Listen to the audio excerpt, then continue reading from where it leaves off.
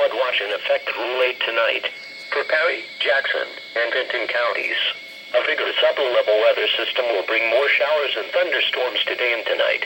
With the humid air mass and saturated soils from previous rainfall, new rainfall could easily become excessive. Rainfall of 1.5 to 2 inches in less than 3 hours could cause small stream flooding.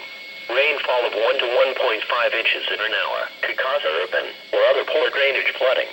The mostly likely time period for the heaviest rains will be this afternoon and tonight.